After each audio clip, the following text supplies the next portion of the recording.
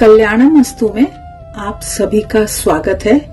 नमस्कार। आइए सुनते हैं श्री शारदा मठ व रामकृष्ण शारदा मिशन, जिसका हेडक्वार्टर दक्षिणेश्वर कोलकाता में है, उसकी सेकंड प्रेसिडेंट माताजी प्रव्राजिका मोक्ष प्राणा माताजी द्वारा लिखा गया एक पत्र। यह श्रृंखला हम क्रमबद्ध रूप से प्रस्तुत करने जा रहे हैं। आशा है इन पत्रों के माध्यम से हम कुछ न कुछ चिंतन व मनन करके अपने आध्यात्मिक जीवन को सफल बना सकते हैं।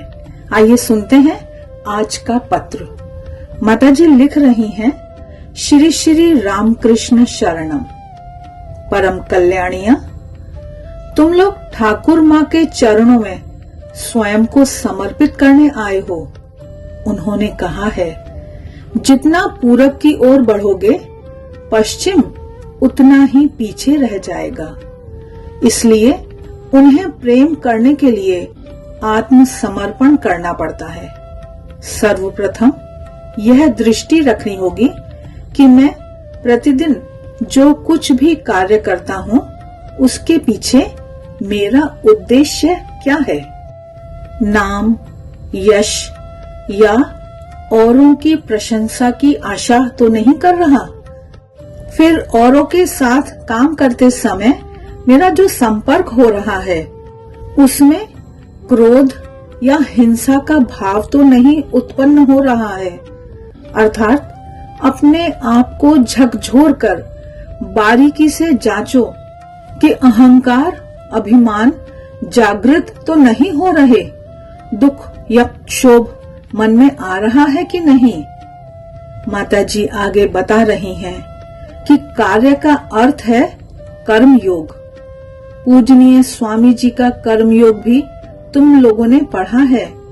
इसे बार बार पढ़ो और आत्म विश्लेषण करो।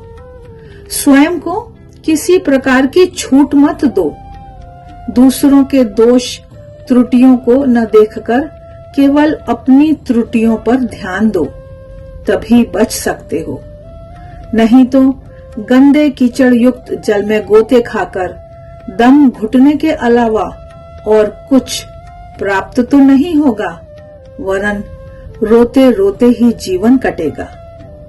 माताजी आगे लिख रही हैं कि साधक का जीवन बहुत कठिन है। अपना सर्वस्व त्याग करने के पश्चात ही भगवान आकर हाथ थामते हैं। नहीं तो अपना अहंकार और अभिमान को ही इस पथ की सबसे बड़ी बाधा जानो। इस मार्ग में चतुराई एवं ढोंग का कोई स्थान नहीं। साधक जितना सहज, सरल, निराभिमान हो सकेगा लक्ष्य एवं उद्देश्य के विषय में, वो उतना ही स्पष्ट विचार कर सकेगा। एकाग्र मन से श्री ठाकुर के श्री चरणों में प्रार्थना करनी पड़ती है, प्रभु मेरा हाथ थामो। मैं साधना नहीं जानता, भजन नहीं जानता, कुछ भी नहीं जानता। किस प्रकार से तुम्हें प्यार करना होता है वह भी नहीं जानता। तुम ही नहीं सिखाओगे तो कौन सिखाएगा। माताजी आगे लिख रही हैं कि प्राण की व्याकुलता उन्हें बताओ। प्रभु मेरे अहंकार भरे मस्तक को वज्राघात से चूर्ण विचूर्ण कर दो।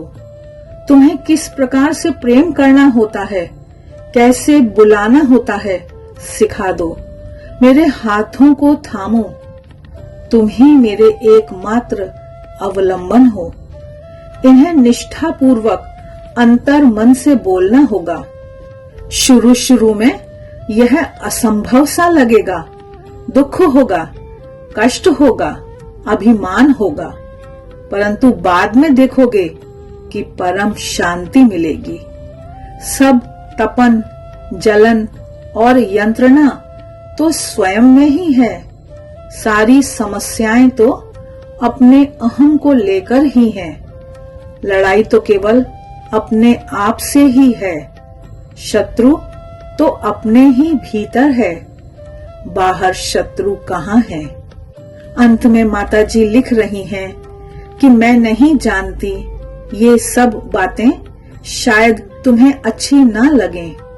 श्री ठाकुर तुम पर कृपा करें। इति शुभानुध्यायिनी मोक्ष प्राण। आशा है यह सार गर्भित पत्र सुनकर हम अवश्य ही कुछ न कुछ चिंतन व मनन अवश्य करेंगे। आज के लिए बस इतना ही। नमस्कार।